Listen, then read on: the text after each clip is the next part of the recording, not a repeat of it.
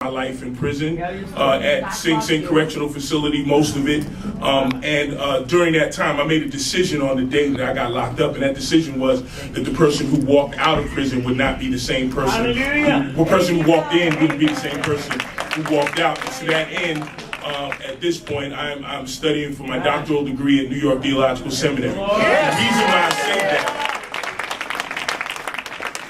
The reason why I say that, is not for applause and not for anybody to pat me on the back, but I say it because I want everybody here to recognize the opportunity that we have. A friend of mine and I have started a program that we're doing at Valhalla Correctional Facility called Strength is Ours, where we're going in twice a month and we're working with incarcerated young men 16 to 18 years of age, and we get them in a room. We talk about cultivating identity, we talk about conflict resolution, we talk about, and we keep it real with them. And that's one of the problems that the young men in prison have, is they feel like nobody keeps it real with them. That being said, we have to keep in mind, if we're going to do any work, and I'm not just talking about organizational work, and I'm not just talking about policy work, I'm talking about personal work. We have to understand that there's a mindset to every person who comes out of prison. The first mindset, the first thing that I can think of when I walked out of Queensboro Correctional Facility on October 5th, 1998, the first thing that I thought of was fear.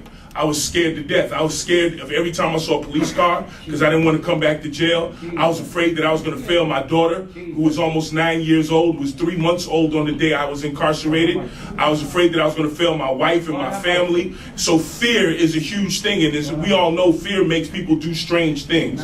So we as a community, as churches, as community-based organizations, we can do things to help stem the tide of fear of the men and women who are coming out. And that is that we have to understand that the role of the family in the community is this, that even though they have harmed us, and even though most of the men who come back from prison will come back to the same communities where they committed their crimes, it is our job to provide for them an environment of love, of nurturing, an environment that says that it's not okay what you did and it's not okay for you to do it again. But what we're saying is that we will give you a chance. You're going to have to work for it. You're going to have to prove that you're worthy of it. But we are willing to give you a chance. We're not going to cluck our tongues and suck our teeth and roll our eyes and hide our pocketbook when you come in the room. We are going to be a people who say to you that we accept you with open arms, brother. We accept you with open arms, sister, if you're willing to put in the work to be a better person and not allow the thing that you're incarcerated for to define you. So the danger of allowing someone to come home without a landing strip is like bringing a plane in and you don't know where it's landing.